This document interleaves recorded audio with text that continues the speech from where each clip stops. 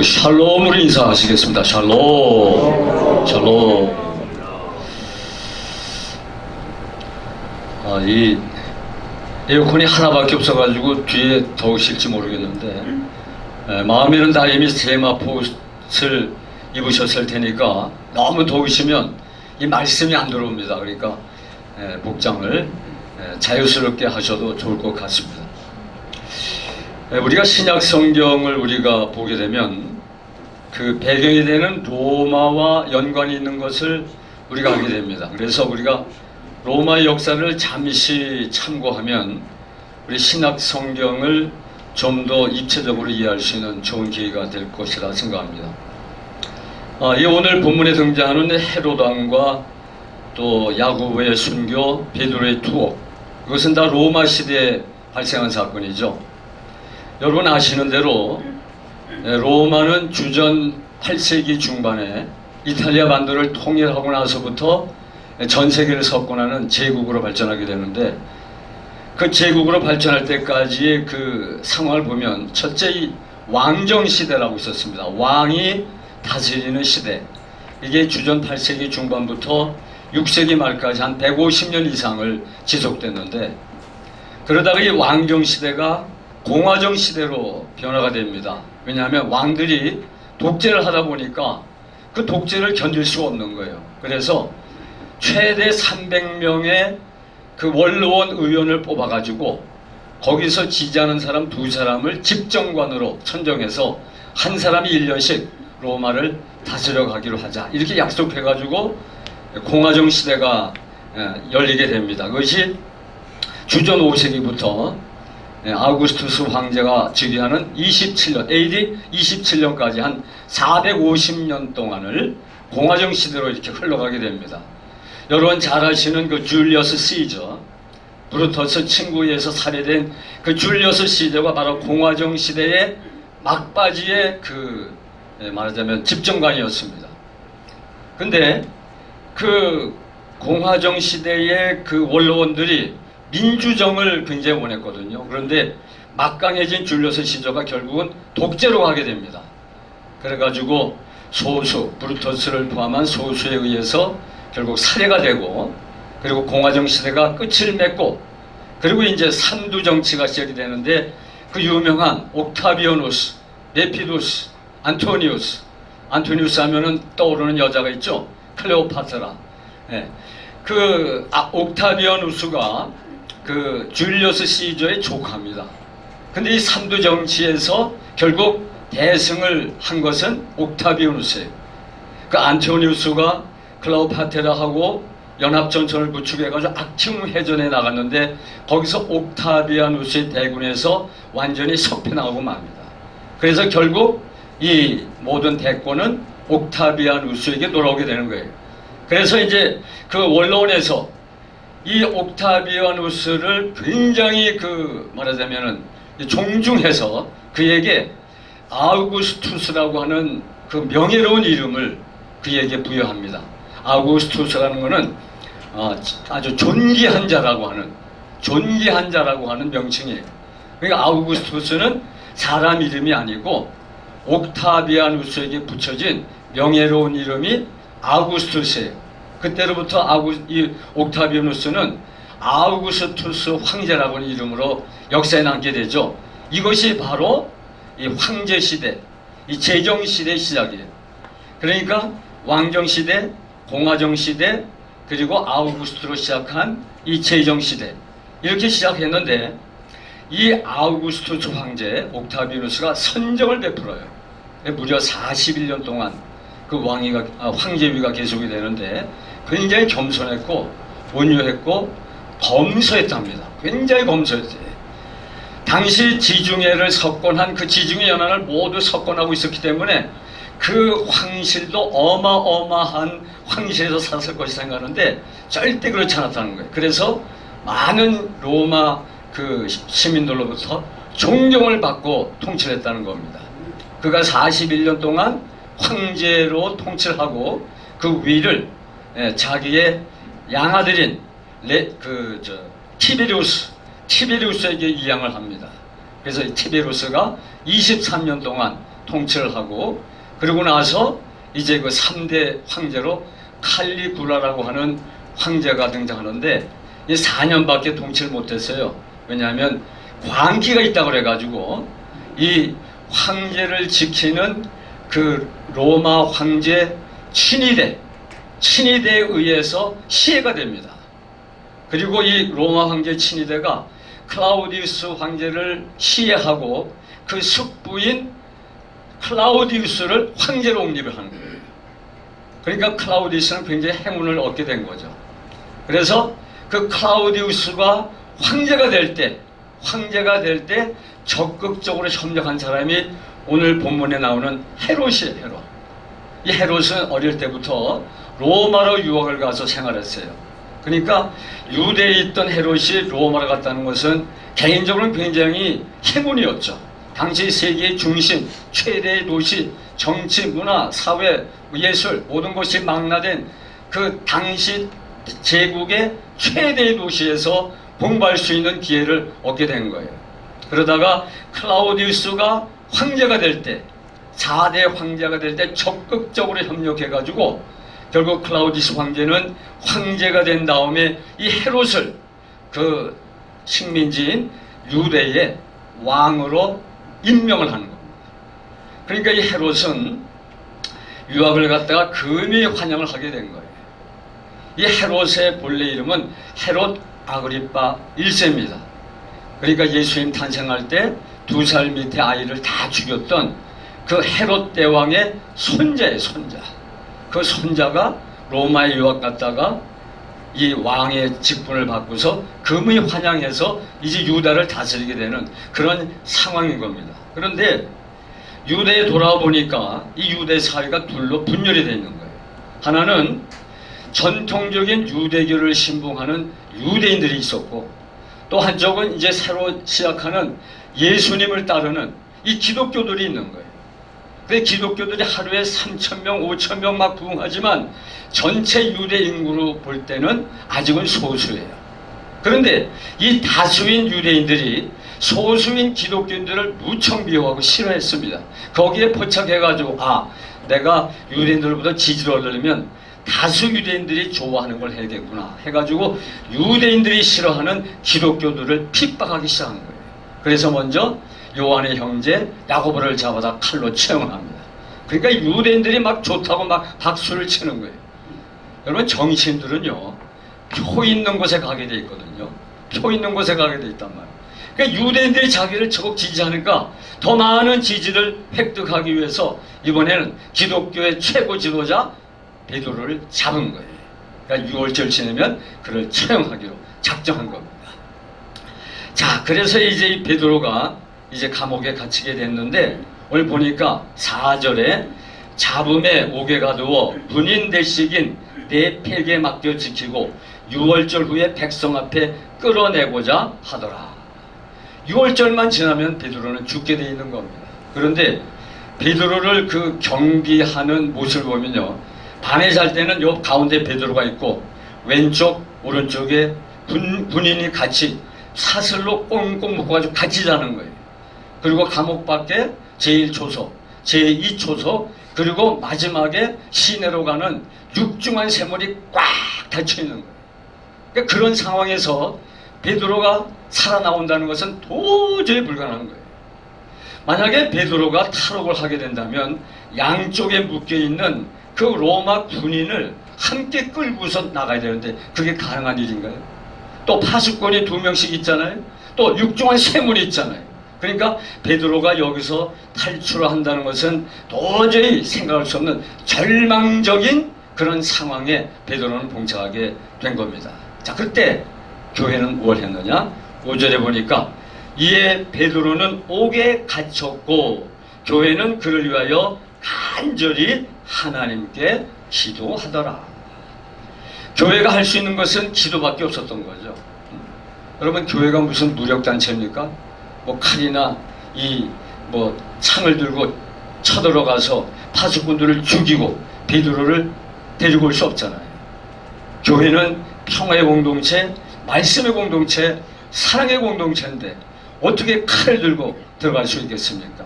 그러니까 무장 탈출시킨다는 것은 도저히 불가능했고 교회는 할 수 있는 것이 하나밖에 없었는데 그게 하나님께 간절히 기도했다는 거예요. 여러분 이 간절이라는 말을 이제 어떤 영어 성경은 earnestly 이렇게 했는데 어떤 성경은 fervently라고 그래서 fervently는 여러분 캠프파이어 할 때 그 모닥불에서 그 불티가 나는 거 있잖아요. 이걸 fervently라고 그러거든요. 그 기관총 LMG를 발사하면 총구에서 그냥 불이 따다다다다다다 나가는 것, 그걸 fervently라고 그래요. 그러니까 이 초대교회 성도들은 이 마가의 집에 모여가 하나님 앞에 간절히 불티나게 총구에서 그냥 총알이 나가듯이 그냥 이렇게 막 기도하기 시작한 거예요. 왜? 베드로가 여기서 나오지 못하면 죽기 때문에. 여러분 기독교의 최고 지도자인 베드로가 죽게 되면, 지금 야고보까지 죽은 마당에서 베드로까지 죽게 되면 이 기독교의 지부가 완전히 초토화되고 마는 거예요. 그러면 교회가 그만큼 약화될 수밖에 없는 거예요. 그러니까 간절히 기도할 수밖에 없는 거예요. 무엇보다도 교회는 믿음이 있었는 거예요. 믿음. 비록 베드로가 감옥에 갇혀서 탈출할 수 있는 여망은 전혀 보이지 않고 절망적인 상황이지만은 하나님은 그 절망적인 상황을 변화시켜서 하나님이 원하시고 하나님이 역사하시면 얼마든지 베드로는 석방될 수 있다는 믿음, 이것이 있었기 때문에 그들은 간절히 하나님께 기도한 거예요. 결국 그 기도에 하나님이 응답해 주셔서 베드로는 그 감옥문을 열고 밖으로 자유롭게 석방될 수, 밖으로 나올 수가 있게 된 것입니다. 기도가 응답이 된 거예요. 여러분 우리가 절망적인 상황을 만났을 때 우리 인간이 할 수 있는 몸짓, 행동, 그게 바로 기도 아니겠습니까? 하나님께 기도하면 하나님이 들어주신다는 그 뜨거운 열정, 이것이 우리로 하여금 기도케 하는 것 아니겠습니까? 만약에 기도해도 하나님이 들어줄 것 같지 않다 하면 기도라는 것을 안 했을 거예요. 왜 기도했습니까? 절망적인 상황인데 하나님이 들어주시리라 믿었기 때문에. 근데 이 사실 이 믿음을 이 초대교회 성도들이 다 가진 건 아니었어요. 사실은 극히 일부만 가지고 있었던 거예요. 그래서 베드로가 석방됐을 때 그들이 보인 반응이 뭔지 아십니까? 그 로데라고 하는 여자아이가 문 두드리는 소리가 나가봤더니 베드로란 말이에요. 너무 좋아가지고 들어와가지고 기도하던 성도들이 베드로님이 석방됐습니다. 사도 베드로가 석방됐습니다. 그러면 그래? 하나님이 들어주셨구나. 할렐루야 하면서 쫓아가서 베드로를 얼싸안고 춤을 춰야 되지 않겠습니까? 근데 베드로가 석방됐습니다. 그럴 때 성도들이 뭐라고 합니까? 네가 미쳤다. 베드로가 석방되다니 그럴 리가 있냐. 그러니까 전부가 다 믿음을 가지고 기도한 건 아니라는 거예요. 내가 미쳤다. 내가 미쳤다. 제가 오늘 거기를 한번 읽어보겠습니다. 베드로가 대문을 두드린데 로데라 하는 여자아이가 영접하러 나왔다가 베드로의 음성인 줄 알고 기뻐하여 문을 미처 열지 못하고 달려들어가 말하되 베드로가 대문 밖에 섰더라 하니 그들이 말하되 내가 미쳤다. 그럴 리가 있냐. 베드로가 석방돼 그런 상황에서 어떻게 베드로가 나와. 그러면 그들이 어떤 마음을 가지고 기도했냐 이거예요. 그러니까 다 믿음을 가지고 기도한 건 아니라는 거죠. 아마 일부만 그렇게 했을 것 같아요.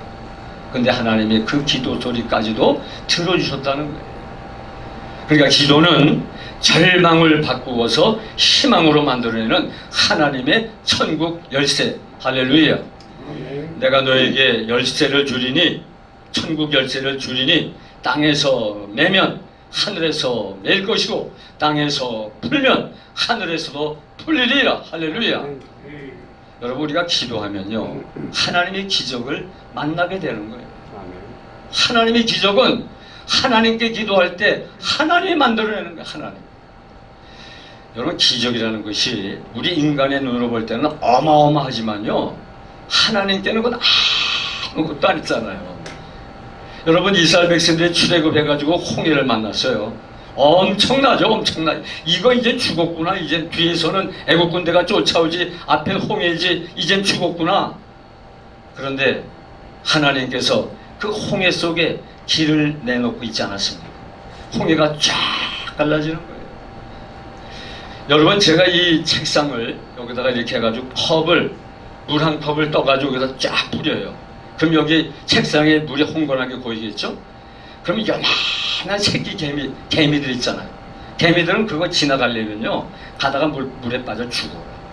근데 제가 불면은 쫙, 새끼 개미들에게는 엄청난 바닷물이지만 저에게는 후 하면 다 흩어지는 거예요.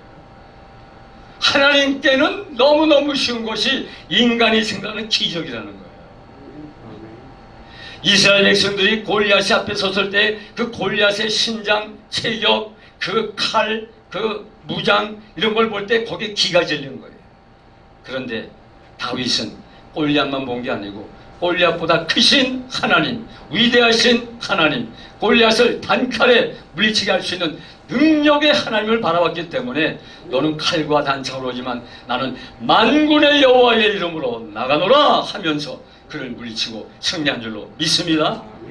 환경만 보면 안 돼요. 환경을 변화시키는 위대하신 하나님의 능력을 볼 수 있어야 돼요. 엘리사가 도단성에 갇혔을 때 그의 게하시가 하고 그 엘리사가 도단성에 있을 때 그 엘리사를 잡기 위해서 아람 왕이 군사를 파견해 가지고 이 도단성을 완전히 포위했습니다. 물 셀 틈 없이 개미 새끼 한 마리 나갈 수 없어요. 그럴 때 그것을 본 게하시가 아이고 이제 우리가 죽게 됐습니다. 어찌하면 좋겠습니까 선생님. 그럴 때 엘리사 뭐라 그러죠? 염려하지 말라, 두려워하지 말라, 우리와 함께하는 자가 그들과 함께하는 자보다 많으니라. 할렐루야. 그러니까 우리 인간은 눈에 나타나는 현상만 봐서는 안 돼요. 안 보이는 하나님의 능력을 바라볼 수 있을 때 우리는 자신감이 생기고 용기가 생기고 믿음이 생겨서 우리 앞에 있는 장애물을 능히 극복하게 될 줄로 믿습니다. 바로 교회가 지금 절망적인 상황에 빠져있는 이 베드로를 위해서 할 수 있는 건 기도밖에 없는 거예요. 여러분이 베드로라고 생각해 보십시오. 거기서 탈출이 가능하겠습니까? 전혀 불가능한 거예요. 그런데 교회는 하나님께 간절히 기도했거든요. 왜? 하나님이 한 번만 역사하면 그 감옥에서 나올 수 있는 기회가 열릴 것을 믿었기 때문에. 그래서 우리가 기도할 때는 아무것도 염려하지 말고 기도해야 돼요. 의심하지 말고 우리가 기도해야 되는 것입니다. 오직 믿음으로 구하고 조금도 의심하지 말라. 의심하는 자는 마치 바람에 밀려 요동하는 바닷물결 같으니 이런 사람은 무엇이든지 죽되 어깨를 생각하지 말라. 두 마음을 품어 정함이 없는 자로다. 조금도 의심하지 마. 여러분, 제가 왜 이 말씀을 선택했냐면 하나님의 말씀이 성경 안에만 갇혀 있으면 아무런 의미가 없습니다. 우리는 이 말씀을 가지고 오늘의 대한민국을 해석해 나갈 수 있어야 돼요. 불투마는 한쪽에는 성경을, 한쪽에는 신문을 들으라고 그랬어요. 설교자한테. 성경 얘기만 하면은 현실과 동떨어진 붕 뜬 얘기, 은혜는 되죠. 그러나 또 이 신문, 세상적인 것만 얘기하면 아무런 영적인 감화가 없어요.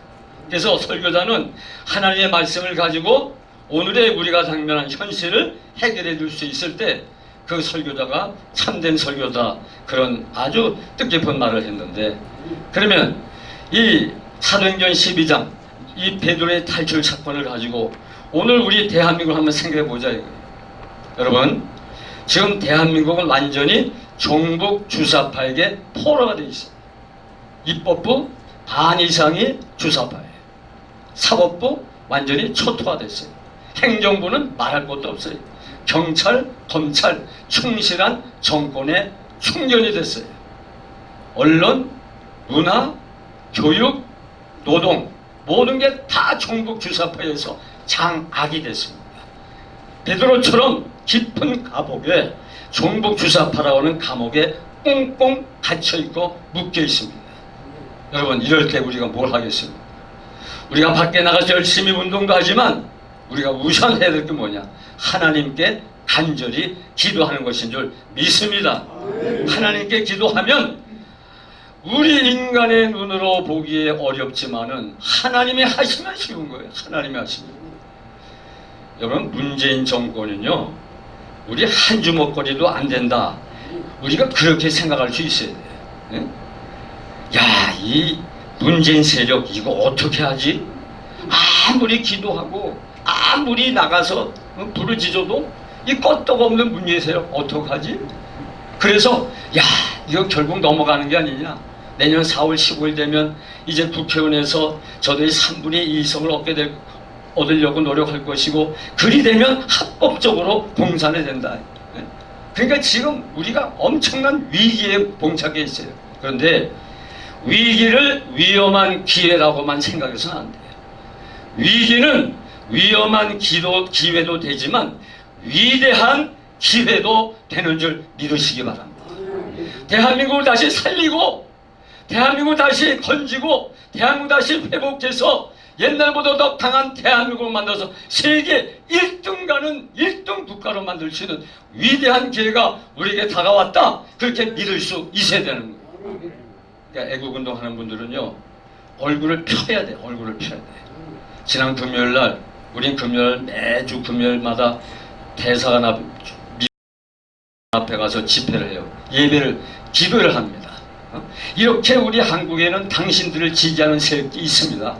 매 가서 기도하는데, 그날 지난 금요일에 어떤 청년이 왔냐면 26살 난 이북에서 이천군에 탈북해서 미국까지 가서 트럼프 대통령을 만나고 온 청년이 왔어요. 그 청년이 와서 우리한테 딱 얘기했는데, 제일 먼저 무슨 얘기를 하느냐, 저는 그 트럼프를 만나서 무슨 얘기를 주고받았나 이게 궁금했는데, 처음에 딱 하는 말이, 왜 여러분 선배님들 이렇게 얼굴이 어둡습니까? 그러더라고요. 그때서야 우리 얼굴이 어두워.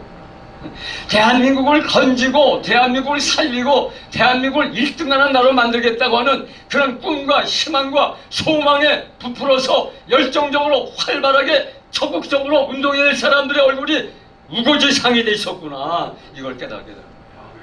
여러분, 우리가 하는 일은 대한민국을 살리는 영광스러운 일이에요. 할렐루야. 얼굴을 확 펴서 해야 되는 겁니다. 그렇죠? 예. 그래서 이 문재인 정권이 아무리 강하다 할지라도요, 아무것도 안 해요. 여러분, 이거 영적으로 보면요, 저 다 마귀의 종로를 하고 있는 거거든요. 예. 여러분, 이사야는 40장 15절에서 이렇게 말합니다. 이 세계에 얼마나 많은 나라가 많아요. 근데 그게 아무것도 아니라는 거예요. 보세요. 이사야 40장 15절에 보라, 그에게는, 하나님께는 열방이 통에 한 방울 물과 같고, 200여 개국의 나라가 있는데 통에 한 방울 물과 같아요. 물로 본다는 거야, 하나님은 세상을. 그리고 저울의 작은 티끌 같으며, 저울의 작은 티끌이 무게가 나갑니까? 아무것도 안 해. 그의 앞에는, 하나님 앞에는 모든 열방이 아무것도 아니라 그는 그들을 얻는 것 같이, 빈 것 같이 여기시느니라. 할렐루야. 아무것도 아니. 우리가 그런 마음으로 문제를 보면요, 저거 한 주먹거리도 안 되는 거예요. 그러니까 희망을 가지고, 꿈을 가지고 기도하고 노력하고 깃발 들고 우리가 열심히 행동해낼 줄로 믿습니다. 여러분, 한번 생각해 보십시오. 베드로가 갇혔던 그 상황하고 대한민국에 갇혀 있는 상황하고 어떤 상황이 어렵습니까? 어떤 상황이 더 절망적입니까? 네, 똑같아요. 베드로도 절망적인 상황이었고 대한민국도 절망적인 상황일 수가 있는 거예요. 그런데 그 절망적인 상황을 변화시킨 것이 바로 뭐죠? 기도예요, 기도. 내가 너에게 천국 열쇠를 주리니, 마스터키를 주시겠다는 마스터키. 정치, 경제, 사회, 문화, 예술, 스포츠, 군사, 교육, 과학, 정보, 통신, 대한민국의 전 영역을 커버할 수 있고 대한민국의 전 영역을 열었다 닫았다 할 수 있는 하늘의 천국 열쇠 마스터키를 주리니, 땅에서 매면 쓰지 않고 매어 있으면 하나님도 매어 있을 수밖에 없고, 땅에서 풀면 하나님도 풀어주신다는 말씀인 줄로 믿습니다. 이 기도의 힘이 있는데 이 기도의 힘을 우리가 과신해서 약화시켜서는 안 된다는 거죠. 1980년대에 전국의 기도원이 2200개예요. 근데 지금은 몇 개인 줄 아십니까? 1000개. 반으로 확 줄었어요. 33, 40년 만에. 근데 1000개 가운데서도 제대로 운영되는 기도원은 200개밖에 안 돼요. 이게 뭘 의미합니까? 대한민국의 기도가 식었다는 걸 의미하는 거예요. 여러분, 지금은 우리의 기도의 모타를 힘있게 돌릴 수 있는 위대한 기회가 찾아온 줄로 믿을 수 있기를 바랍니다. 다시 한번 기도의 불을 붙이란 말이에요. 기도했다면 철야했던 우리의 옛날 우리의 모습들을 다시 찾잔 말이에요. 찾을 수 있습니다. 할 수 있다, 하면 된다, 해보자. 캔도 정신 가지고 하는 거예요. 할 수 있거든이 무슨 말이냐? 믿는 자에게 능치 못하심이 없느니라. 할렐루야. 하나님은 여리고 성도보다 크시고 홍해보다 크시고 도단성의 아랑군대보다 많고 강하시고 위대하십니다.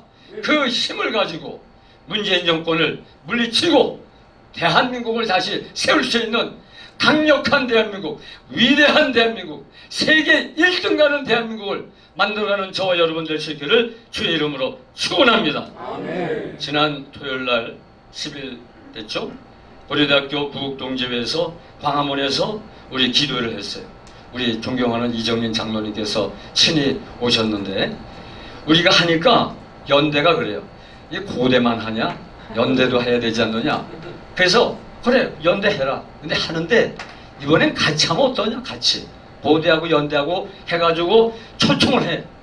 TV MC 다 보낼요. 뭐 여수와 갈렙, 뭐 알기연, 삼사 다 연락하고 기독교단체 다 연락해서 하면 광화문에서 하면은 그 자동차선 한 2개, 3개를 확보하면 한 2,000명, 3,000명 모이지 않겠나 그런 생각을 해요. 그래서 지금 이제 연세대학하고 고려대학교하고 이제 하게 되는데 만약에 그게 알려지면요 여러분 나오셔서 이 초대교회 못지않게 뜨겁게 우리가 기도한다면 하나님이 문재인 정권을 끊어주시고 내년 4월 15일에서 우리 보수를 대표하는 훌륭한 지도자가 나와서 대한민국을 힘있게 능력있게 권세 있는 위대한 나라로 만들어가 될 줄로 믿습니다.